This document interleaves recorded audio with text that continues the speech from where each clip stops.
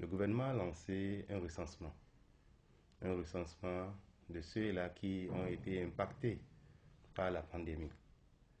Et le premier recensement a été lancé pour une durée d'une semaine.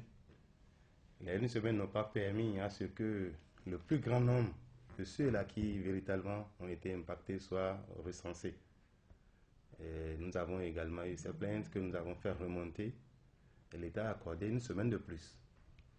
Après les 2 semaines, en somme, nous avons eu 55 000 artisans. Et déjà avec cet accompagnement que le gouvernement a mis à leur disposition, vous voyez, quelqu'un qui n'est pas formalisé,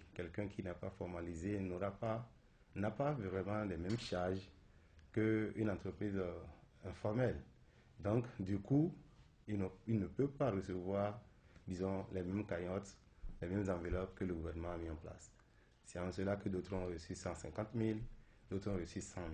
En ce qui nous concerne, nous allons œuvrer, et c'est notre raison d'être au niveau de l'Union des chambres de métiers, pour véritablement continuer la sensibilisation, pour faciliter quand même les démarches administratives pour la formalisation des entreprises. Ceux qui n'ont pas encore reçu, certainement, n'étaient pas dans la base de données. Nous avons eu plusieurs appels ici de témoignages. Président, merci, merci au chef de l'État. Il a joint véritablement l'acte à la parole. D'autres n'avaient pas cru, même nous-mêmes, on n'avait pas cru. C'est ce que certains disent. On a dit non, il faut croire. Si vous n'avez pas cru aujourd'hui, alors votre rêve a été une réalité. Vous avez reçu ou pas, tout le monde appelle pour féliciter et remercier. Au nom de tous les artisans, du Bénin, nous remercions le gouvernement qui véritablement pense au secteur de l'artisanat, qui positionne d'ailleurs le secteur de l'artisanat parmi ses priorités. C'est une pandémie, c'est un virus que nous allons vivre avec. Ça veut dire que nous ne pouvons pas dire que c'est demain ou lendemain que ce virus va nous quitter. Qu'est-ce que je voulais lui dire par là? C'est d'appeler les uns et les autres, de lancer un appel, un message fort à tous mes artisans, quelle que soit leur situation ou quel que soit leur lieu d'implantation, de savoir que la pandémie est là. On doit faire avec. On doit faire avec en faisant quoi? En respectant rigoureusement les mesures barrières.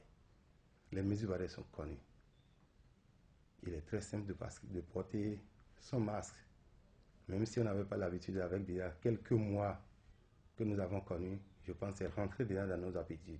Pour ceux-là qui continuent encore pas traîner les pas, je les exhorte véritablement de toujours porter le masque, de souvent laver les mains avec de l'eau, de savon.